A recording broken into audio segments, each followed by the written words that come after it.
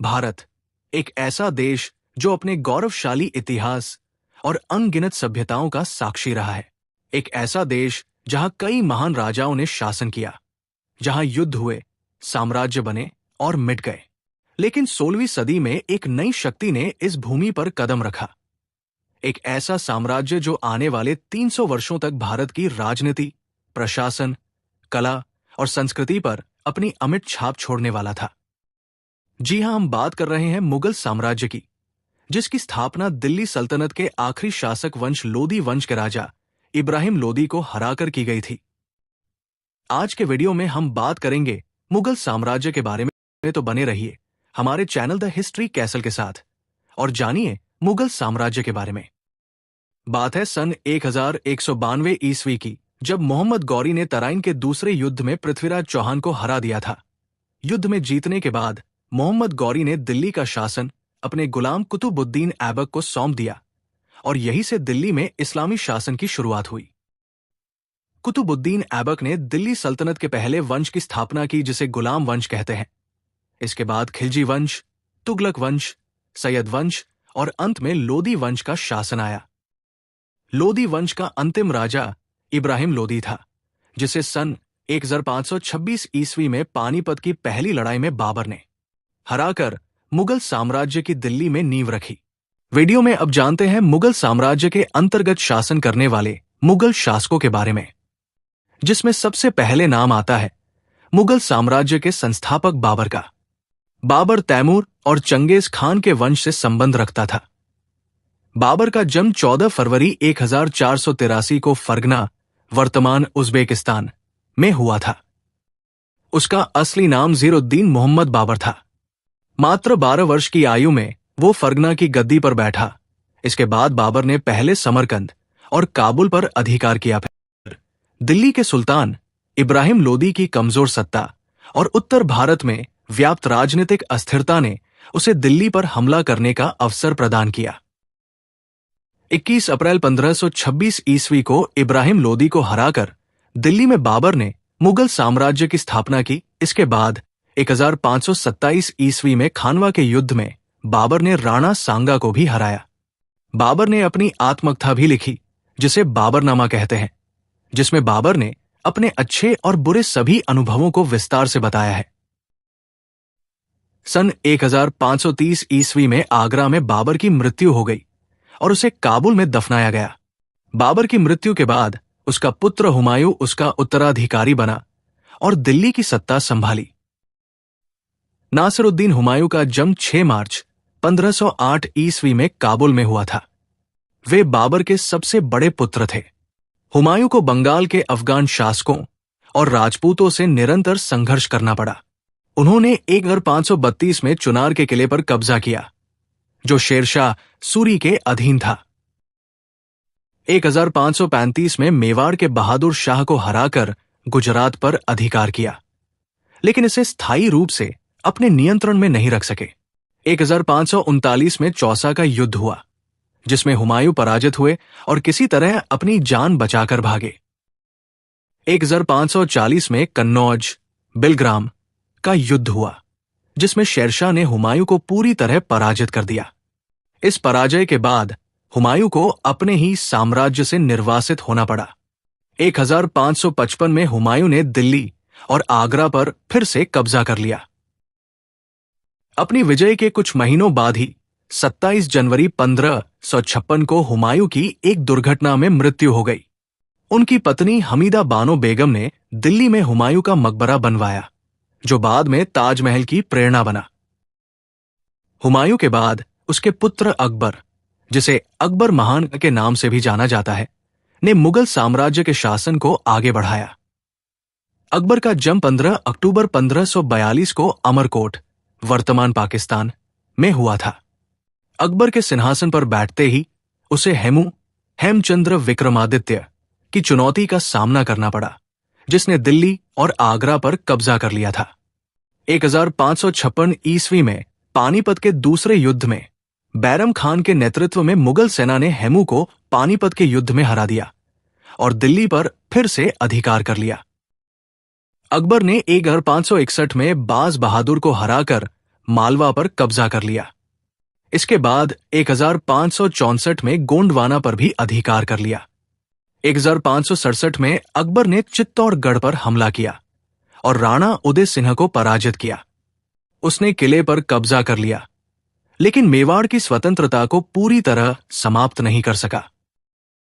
1574 में अकबर ने बंगाल और बिहार को अपने साम्राज्य में मिला लिया। ये क्षेत्र व्यापार और आर्थिक दृष्टि से महत्वपूर्ण था। 1581 में अकबर ने अपने विद्रोही भाई मिर्जा हकीम को हराकर काबुल पर अधिकार कर लिया। बाद में उसने 1585 में कंधार और 1586 में कश्मीर को भी मुगल साम्राज्य का हिस्सा बना लिया। अकबर ने दक्षिण भारत की ओर भी अपना विस्तार किया और 1591 से 1601 के बीच अहमदनगर, बीजापुर और गोलकुंडा पर हमले किए। उसने अहमदनगर पर कब्जा कर लिया, लेकिन बीजापुर और गोलकुंडा को पूरी तरह जीतने में सफल नहीं हो सका। अकबर का निधन 27 अक्टूबर 1605 को हुआ। उसके बाद उसका पुत्र जहांगीर गद्दी पर बैठा और लगभग 22 वर्षों तक शासन किया। जहांगीर का जन्म 31 अगस्त 1569 को फतेहपुर सीकरी में हुआ था। अकबर ने उन्हें विशेष रूप से प्रशिक्षित किया, लेकिन युवावस्था में वे विद्रोही स्वभाव के थे। उन्होंने अपने पिता अकबर के खिलाफ भी विद्रोह किया था, लेकिन बाद में अकबर ने उन्हें क्षमा कर दिया। जहांगीर ने राजपूतों के साथ मैत्रीपूर्ण संबंध बनाए रखे और कई विद्रोहों को कुचला। मेवाड़ के राणा अमर सिंह को 1615 में मुगलों की अधीनता स्वीकार करनी पड़ी। जहांगीर के शासनकाल में अंग्रेज व्यापारियों का आगमन हुआ। 1615 में सर थॉमस रो, इंग्लैंड के राजा जेम्स प्रथम का दूत बनकर जहांगीर के दरबार में आया और उसे व्यापार की अनुमति मिली। 1627 में जब वे कश्मीर से लौट रहे थे, उनकी मृत्यु पंजाब के भीमबर, वर्तमान पाकिस्तान में हो गई। 1628 में अपने पिता जहांगीर की मृत्यु के बाद शाहजहां मुगल गद्दी पर बैठे। उन्होंने अपने शासनकाल में मुगल साम्राज्य को समृद्धि और स्थिरता की ऊंचाइयों तक पहुंचाया। शाहजहां का जन्म 5 जनवरी 1592 को लाहौर में हुआ था। उनका असली नाम खुर्रम था। शाहजहां को भव्य इमारतों के निर्माण का अत्यधिक शौक था। उनके शासनकाल में मुगल वास्तुकला ने नए आयाम हासिल किए। उनकी सबसे प्रसिद्ध कृति ताजमहल है, जिसे उन्होंने अपनी प्रिय पत्नी मुमताज महल की याद में बनवाया था। इसके अलावा उन्होंने लाल किला, जामा मस्जिद, मोती मस्जिद और शालीमार बाग का निर्माण भी करवाया। 1658 में उनके पुत्र औरंगजेब ने उन्हें बंदी बना लिया और स्वयं गद्दी पर बैठ गया। शाहजहां ने अपने जीवन के अंतिम वर्ष आगरा के किले में बिताए, जहां से वे ताजमहल को देखते रहते थे। 1666 में उनकी मृत्यु हो गई और उन्हें ताजमहल में मुमताज महल के पास दफनाया गया। औरंगजेब, जिसे अबुल मुजफ्फर मुहिउद्दीन मोहम्मद औरंगजेब आलमगीर के नाम से भी जाना जाता है, मुगल साम्राज्य का छठा सम्राट था। उसका शासनकाल 1658 से 1707 तक चला, जो मुगल इतिहास का सबसे लंबा और विवादित दौर माना जाता है। औरंगजेब ने पूरे भारत में मुगल साम्राज्य का विस्तार किया और इसे अपनी चरम सीमा तक पहुंचाया। उसने बीजापुर और गोलकुंडा जैसे दक्षिण भारत के शक्तिशाली राज्यों को अपने साम्राज्य में मिला लिया। औरंगजेब ने इस्लामी कानून, शरिया को कड़ाई से लागू किया। उसने जजिया कर को फिर से लागू किया, जो गैर मुस्लिमों से लिया जाता था। मंदिरों को तोड़ने और दरबारी संगीत पर प्रतिबंध लगाने जैसे निर्णयों ने उसकी छवि को कठोर बना दिया। उसने अत्यधिक सादगी को अपनाया और शाही दरबार में अनावश्यक खर्चों को कम किया। हालांकि उसकी धार्मिक नीतियां हिंदू राजाओं और आम जनता में असंतोष का कारण बनी।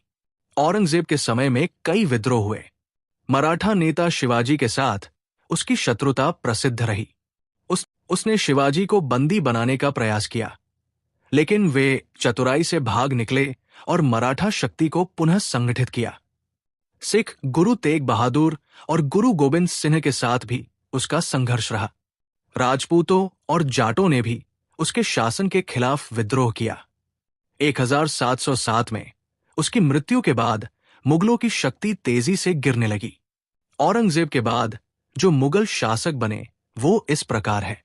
1707 से 1712 तक बहादुर शाह प्रथम, 1712 से 1713 तक जहादार शाह, 1713 से 1719 तक फर्रुखसियर, 1719 से 1748 तक मोहम्मद शाह रंगीला, 1748 से 1754 तक अहमद शाह बहादुर, 1754 से 1759 तक आलमगीर द्वितीय, 1759 से 1806 तक शाह आलम द्वितीय, 1806 से 1837 तक अकबर शाह द्वितीय, 1837 से 1857 तक बहादुर शाह जफर द्वितीय, जिन्हें अंग्रेजों द्वारा 1857 के विद्रोह के बाद गिरफ्तार करके रंगून जेल में निर्वासित कर दिया गया था, जहां पर उनकी मृत्यु हो गई और इस प्रकार मुगल साम्राज्य का पूर्ण रूप से अंत हो गया। अब वीडियो में बात करते हैं मुगल साम्राज्य की विरासत और भारत में मुगल साम्राज्य के प्रभाव के बारे में। मुगल साम्राज्य भारतीय इतिहास का एक स्वर्णिम युग था, जिसने राजनीति, समाज, संस्कृति, कला, स्थापत्य, प्रशासन, अर्थव्यवस्था और सैन्य प्रणाली सहित विभिन्न क्षेत्रों में गहरा प्रभाव डाला। अकबर ने धार्मिक सहिष्णुता की नीति अपनाई और दीन इलाही नामक एक नया धर्म चलाने की कोशिश की। वहीं औरंगजेब ने इस नीति को त्याग दिया और इस्लामी कट्टरता को बढ़ावा दिया। मुगलों के शासनकाल में फारसी भाषा को राजभाषा के रूप में स्वीकार किया गया। तुलसीदास ने रामचरितमानस इसी काल में लिखा। फारसी और संस्कृत के मेल से उर्दू भाषा का विकास हुआ। जहांगीर और शाहजहां के शासन में साहित्य, इतिहास और विज्ञान संबंधी अनेक ग्रंथ लिखे गए। मुगलों के आगमन से भारत में शाही पोशाकें जैसे अंगरखा, पायजामा और शेरवानी का प्रचलन बढ़ा। भारतीय व्यंजनों में बिरयानी, कबाब, नान और मुगली मिठाइयों की परंपरा मुगलों के कारण शुरू हुई।